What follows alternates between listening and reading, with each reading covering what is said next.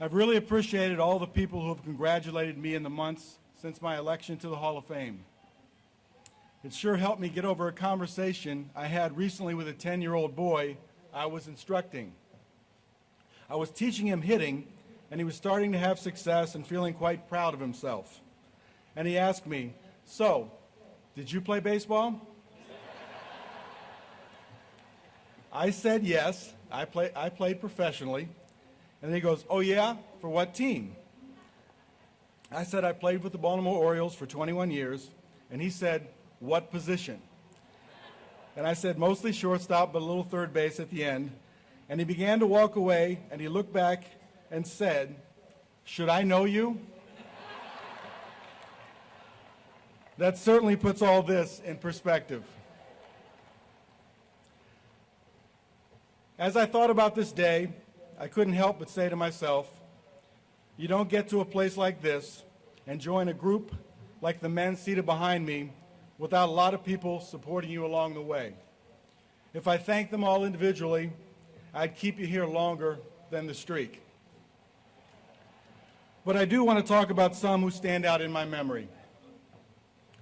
A big part in me reaching this hall was played by my teammates and the Orioles organization. From the front office to the training room and the men I played with through the years, I was a better player because I was part of the Oriole way. And that way, thank you. Thank you, sir. And that way was epitomized by my good friend Eddie Murray, with whom I team up again in this Hall of Fame. He led by example, and he inspired me with his play and his friendship. Thank you, Eddie.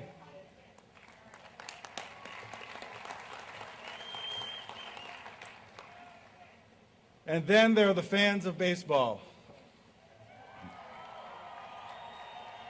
And in particular, the people of Baltimore.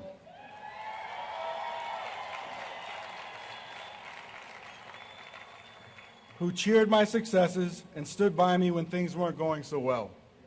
Where would any of us in this game be without the people who love the game and their teams, and who even make trips to events like this long after we have put down our gloves and bats? I know some fans have looked at the streak as a special accomplishment, and while I appreciate that, I always looked at it as just showing up for work every day. As I look out on this audience, I see thousands of people who do the same: teachers, police officers, mothers, fathers, business people, and many others. You all may not receive the accolades that I have throughout my career, so I'd like to take the time out to salute all of you for showing up, working hard, and making the world a better place. Thank you all.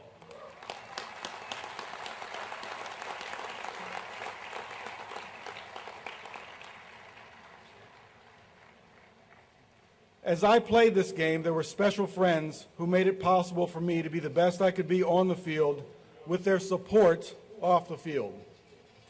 There was Jimmy Williams, who taught and guided me to the big leagues, and Richie Bancells, who kept me and my body on the field and was a great listener in our off-the-field moments, and Brady Anderson, simply my best friend, and John T-Bone Shelby, with whom I started a lifelong friendship from our earliest days of struggling together in the minor leagues. And most of all, I count the blessings of my family. Imagine how lucky I am to call the man whose memory I revere to this day by so many important names: teacher, coach, manager, and especially Dad.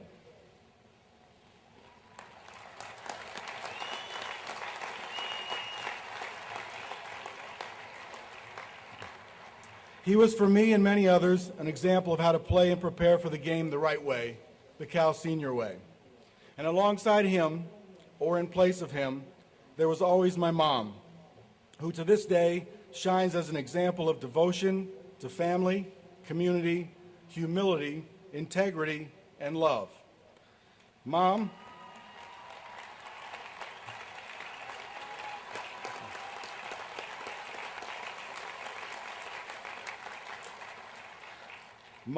the words are hard to find to let you know how much I love you back. My sister and brothers, including Ellie and Fred, are all members of the Ripken team, and what a bunch of supportive teammates they have been. Another of them, Bill, you know, the serious one, became my teammate on the field with the Orioles and remains my partner and friend in Ripken baseball today. Just saying his name puts a smile on my face.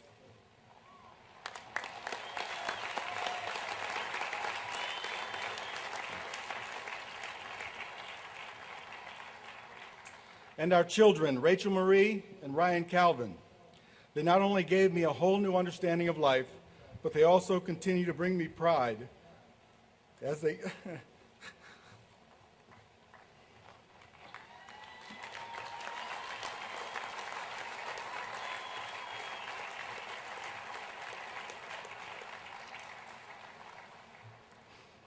as they continue to grow and meet life's challenges.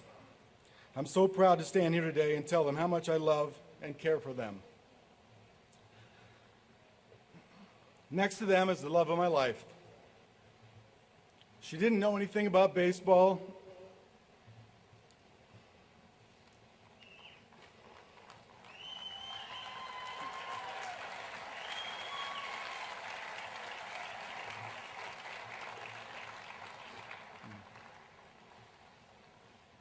She didn't know anything about baseball or me when we first met, but she has learned and stood by me and supported me throughout our years together. Kelly, I hope that you know how much I appreciate your love and you're always being there for me. Thank you.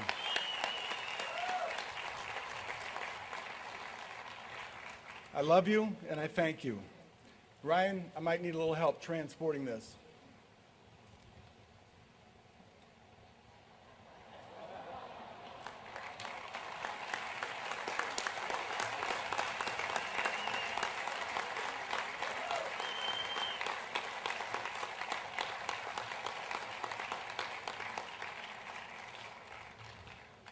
My life in baseball has been one giant blessing.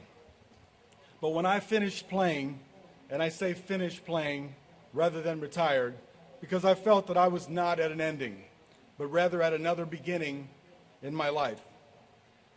I had the opportunity to look back on my playing career and take stock of experience, knowledge, and values that could shape the next stage of my life. Whether it be the last game of the streak or the last day of my playing career, I am a believer that such milestones open doors of opportunity for new and exciting endeavors. In the present chapter of my life, I have created a company and helped to organize a foundation through which I have taken all that I have learned as a player and translated it into programs to help make the young people of today the aspiring players of tomorrow. And I hope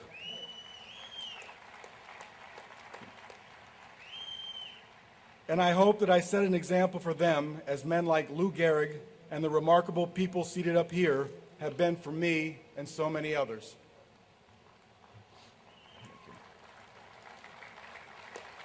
Thank you.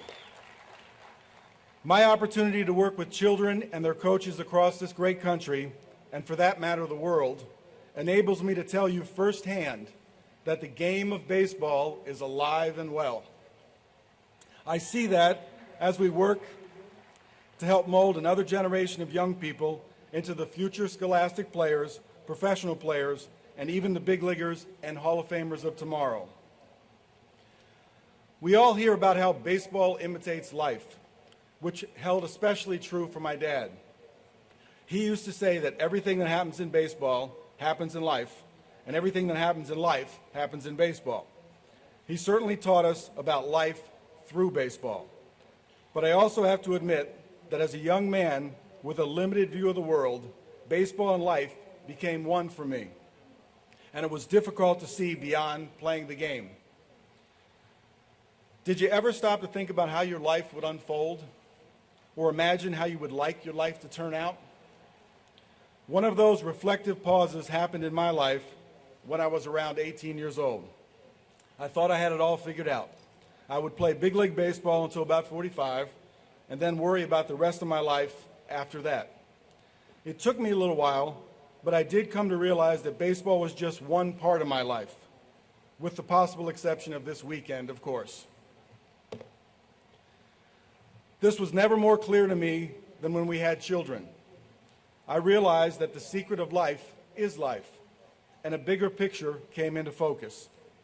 Games were and are important, but people and how you impact on them are most important.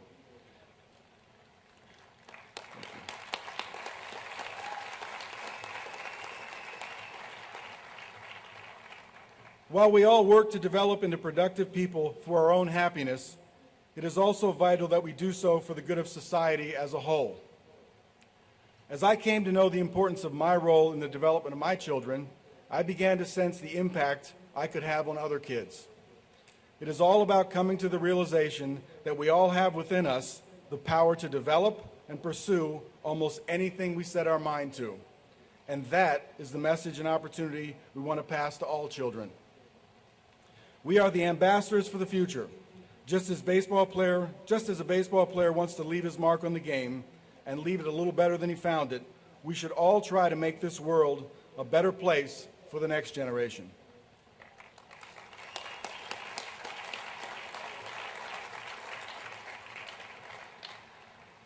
When I realized that I could use baseball to help make life better, especially for the kids, baseball became a platform.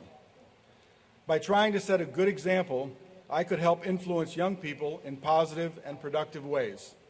And some of this became apparent to me in my earliest playing days. So as my Major League Baseball career unfolded, I started paying a little more attention to my actions. I remember when Kenny Singleton showed me a tape of me throwing my helmet down after a strikeout, and all he said was, "How does that look?" I remember learning about a family who saved their money to come to Baltimore to see me play. I got thrown out in the first inning, and their little boy cried the whole game. I remember how I reacted with anger when Dad was fired after an 0-6 start. And after each of these events, and others, I vowed to act better the next time. Yes, these were only little things, but as Dad used to say, if you take care of all the little things, you'll never have a big thing to worry about. As the years passed, it became clear to me that kids see it all, and it's not just some of your actions that influence, it's all of them. Whether we like it or not, as big leaguers, we are role models. The only question is, thank you.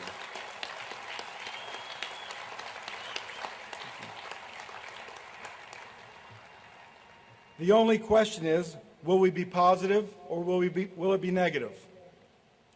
Should we put players up on a pedestal and require them to take responsibility? No. But we should encourage them to use their influence positively, to help build up and develop the young people who follow the game. Sport can play a big role in teaching values and principles.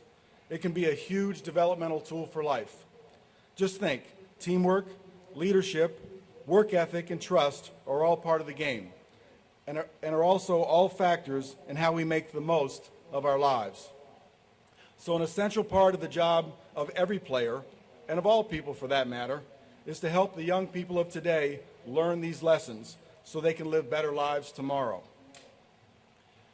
Today, my friend Tony Gwynn and I officially become members of the Hall of Fame, and I congratulate Tony for all that he has achieved.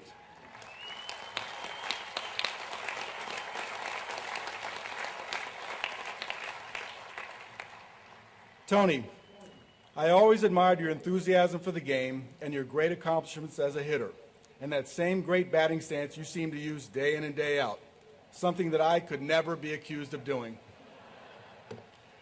And congratulations to Rick Hummel and Denny Matthews as well.